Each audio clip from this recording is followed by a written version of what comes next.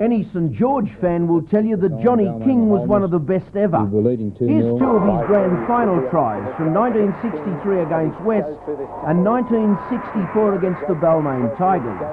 He played 9 tests against Great Britain, scoring 6 tries to be up with the best.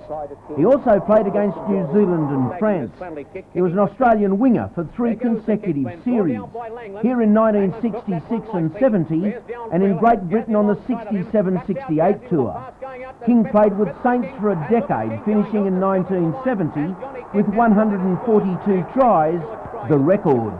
Johnny King comes with credentials as a coach, having led Western Division to win the inaugural Amco Cup in 1974, and he was at the helm of last year's upset win by country seconds over City. The largest crowd in Australia's rugby league history at the Sydney Cricket Ground for the club.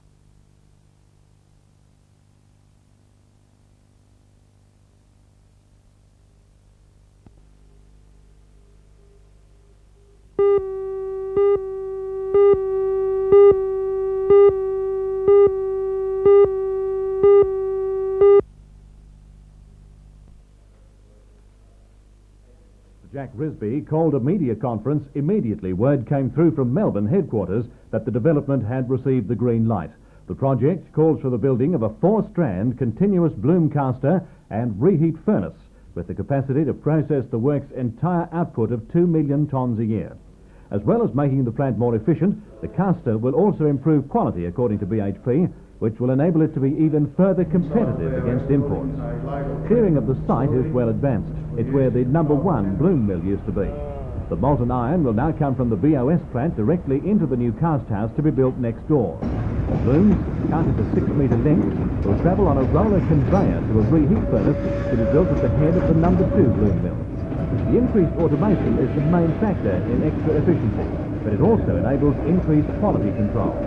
Mr. Risby said construction work will begin next month, and the Australian content of the project will reach 80%. He was a very relieved man today. This is the basis for a secure Newcastle steel plant of the future. So it's that important, in fact? Oh, today is the most important day for Newcastle, I would think, for 2 decades. Why do you say that? Well, we've always recognised that we need a continuous casting facility to make quality steel. The full range of our products are suited to the market, but we must be able to produce them to a standard which is at least as good as people overseas and our competitors, and that's what we'll be able to do. We'll be able to. The enthusiasm for the new development coming through to the Federated Ironworkers Association's Newcastle Secretary, Mr. Len Corrigan. Well, I feel quite happy for the union, and so will the union movement. As you say, is good news and bad news, and the bad part of it is the loss of 250 jobs on the commissioning of it. But the good news outweighs that by far, because we can now look at a future of the steel industry in Newcastle. Newcastle has had a long and agonising wait for its continuous caster. A feasibility study was conducted in early 1982, but because of the industry's difficulties the following year, it was deferred. Then, in August 1984, tenders were called, and it wasn't until today that anyone could be sure the project would go ahead. Now that it will, Newcastle can breathe easy, that steel making will continue here for some time to come.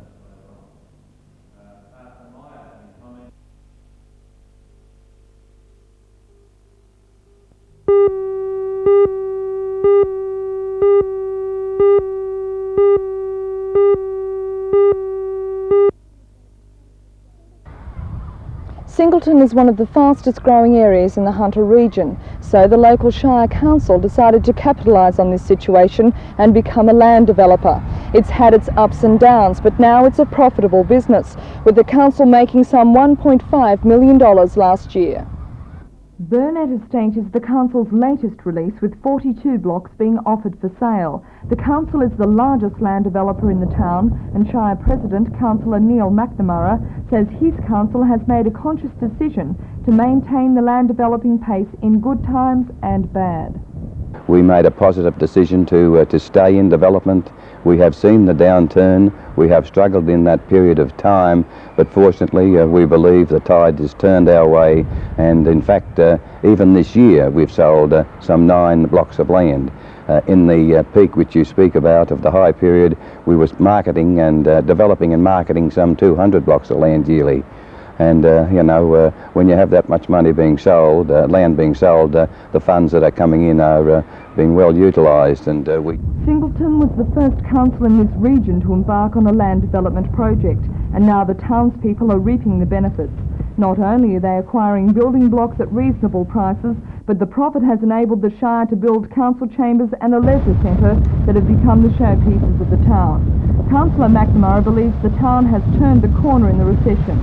So, with the go-ahead given to 2 new mines, Buchanan Northwest Extension and CSR Leamington, the Shire President says the future for the town and the land development business is looking very bright indeed.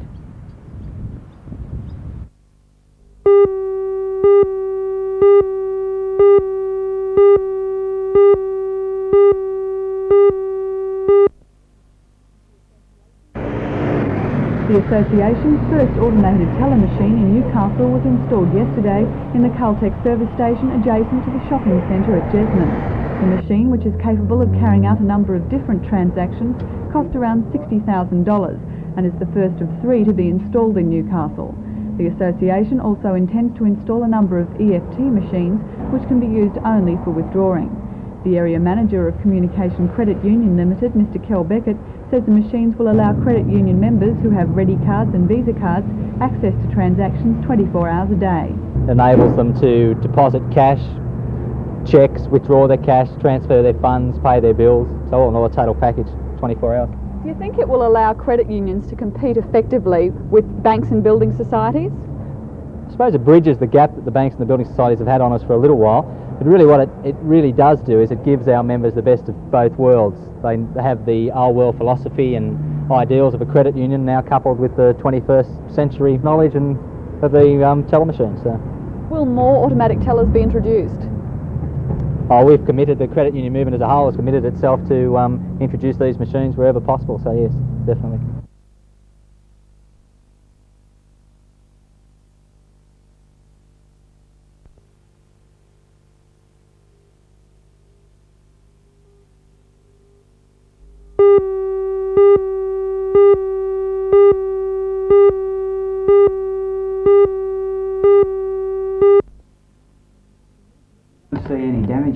The meeting of the Nelson Bay Chamber of Commerce was called to further consider the Port Stephens Shire Council's application to rezone the central business district of Nelson Bay. The rezoning application, if successful, will prevent a Woolworths shopping complex from being built at the Bay, a complex which would have been in competition with the council's own proposed development at Salamander. In our favour. The President of the Chamber of Commerce, Mr Graham West, said a public meeting will now be called to gauge public opinion of the council's move. And the public meeting's been called, set aside for Thursday night, 8 o'clock, at the Police Boys Club in Austral Street, Nelson Bay. What do you hope to achieve through this move? We hope to achieve that we'll get the public feeling in our favour. Up to now, the council has been saying that it's only the Chamber of Commerce that are out against their rezoning of the land in Nelson Bay, or the commercial section of Nelson Bay. We hope to be able to prove to them beyond any doubt that it's the public. The general feeling of this community is that they've just about had enough of this council kicking them in the teeth, so to speak.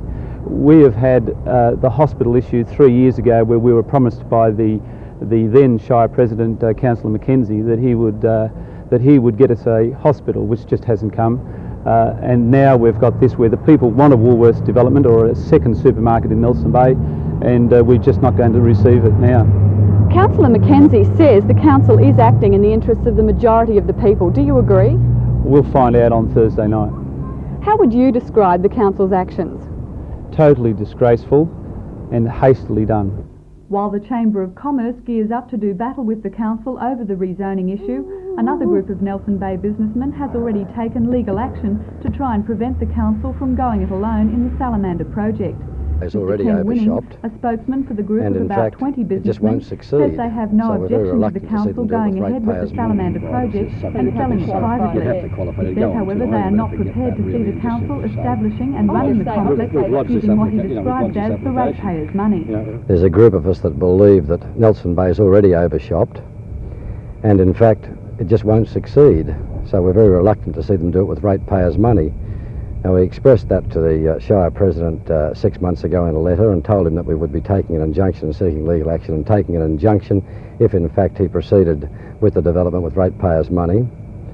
We've tried to acquire a copy of the development application from Council on 3 occasions. Our solicitors have been up and they've been unsuccessful. So we've sought legal advice from Giles QC in Sydney, and we've just got that advice back. And it seems very promising, and we believe that the development application is illegal because it hasn't been correctly considered by Council, significantly considered by them, on economic terms. And therefore, having heard now that Council is going to proceed to call tenders, we have today instructed our solicitors to lodge in the Land and Environment Court an application for an injunction restraining Council from proceeding with the development.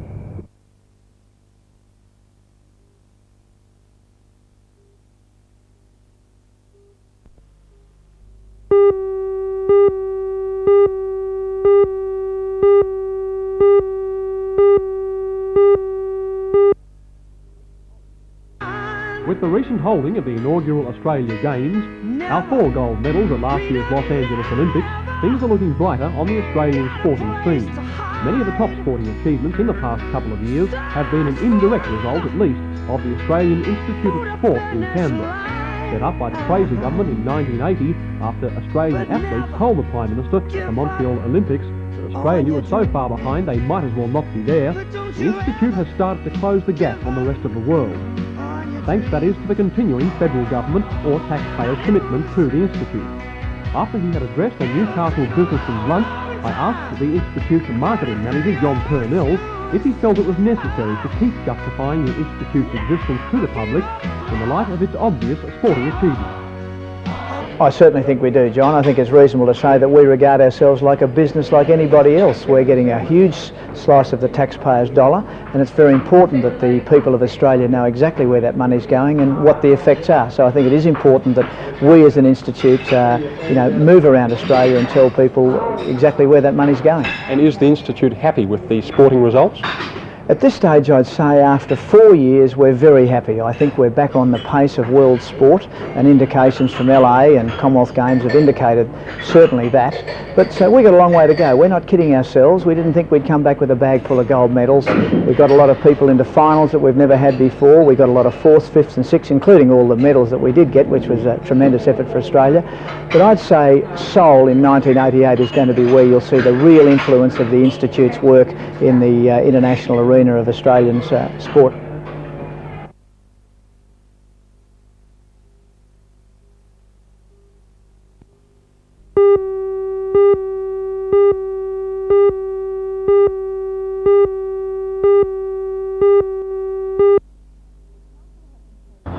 The council has imposed a flat rate for sewage pump-out charges to replace its pay-as-you-use system. The council says this was abandoned after it was shown that in some cases the contractor was not being paid.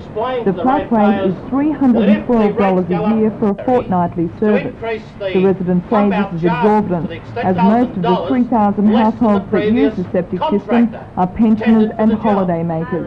Organiser of the protest, Mrs. Ruth Pacey. Quite unfair. It's unfair to pensioners and people on limited incomes. It's unfair to people who are low-income earners. It's unfair to large families. We just don't know where we're going to get the money from to pay these excessive rates. A bill that was under $400 last year is going to be up over $700 this coming year. The residents are also complaining about the 12.6% increase in general rates. This was approved by the Minister for Local Government, Mr Kevin Stewart, earlier this week. The council says the extra 4.6% increase above the government's 8% ceiling represents some $470,000, which will be used to improve and maintain roads as well as drainage. The President of Wyong Shire, Councillor Tony Sheridan, believes the council has found the cheapest and best system of sewage pump-out for the ratepayers. But the main problem, as far as this area is concerned, is that we do have to provide a service that ensures the health of the community, and if those people use the service as it is supposed to be used, we believe that we'll have a lesser problem in terms of the cleaning up of the area generally.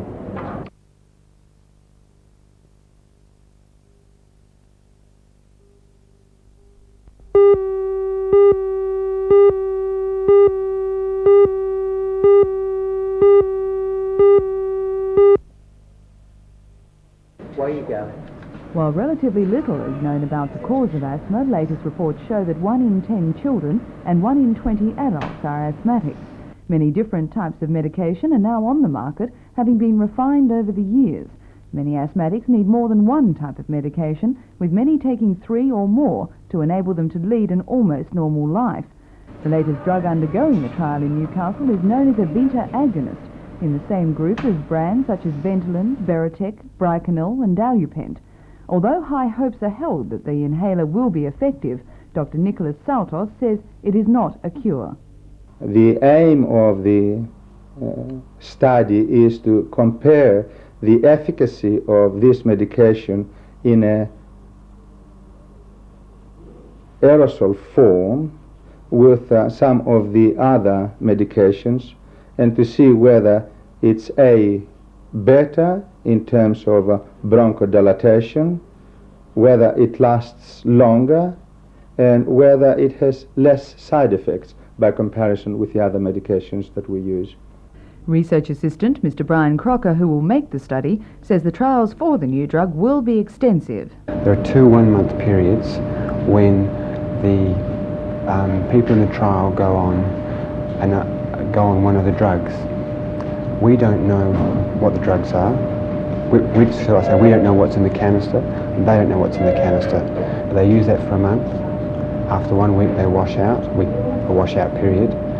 When they don't use either of those, they use another aerosol which maintains their asthma, and then after that they cross over to the other drug, which is different to the one they were on the first time. So it's just a comparative study.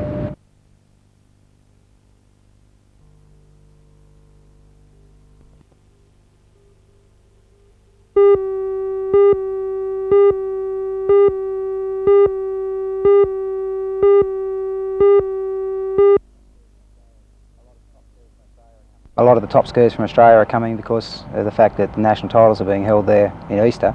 Got Jeff Carrington from Queensland, who's the current Australian overall and tricks champion, and Darryl Moore from Victoria is the top skier from Victoria, plus the top skiers from New South Wales, Brett Wing, Jack Ellison, Bruce Neville, some of the best skiers that Australia's got. Brett Wing is known in barefoot too. Yeah, well, Brett was world barefoot champion, and he's switched over the tournament skiing the last couple of years, and he's trying very hard to make the Australian team. Bruce, I know you've been in men's too, which is the over 30s division for a while, but you're going to give it a go in the Open Company. Yeah, I'm skiing reasonably well this year, so I thought I'd go back and ski against the boys. It's 2 full days of competition out there. It takes a while to get through, doesn't it? Yeah, we run 2 full rounds of the 3 events, slalom, tricks and jump, and we've got, as I said, we've got 60 competitors, so we'll be working from probably 7 till 7 every day.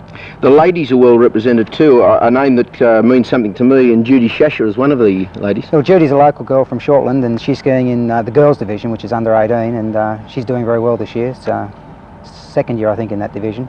The junior people in Newcastle are very accomplished too, aren't they? Yeah, we've got quite a few good juniors. We've got Judy and another young boy from Maitland, Scott Cromedy, and he's doing very well as well. Can you predict us a winner, or they're that close, aren't they? When you get the names you've just mentioned, it's very touch and go. Yeah, there's not very much in it. I couldn't say who will win anything really. My wife will do pretty good in women's one. So you've got your fingers crossed there? Yeah, I hope she'll do well. What about the weather conditions? How important are they? Very important. We want smooth water conditions. As long as the wind blows from the right direction, we're right.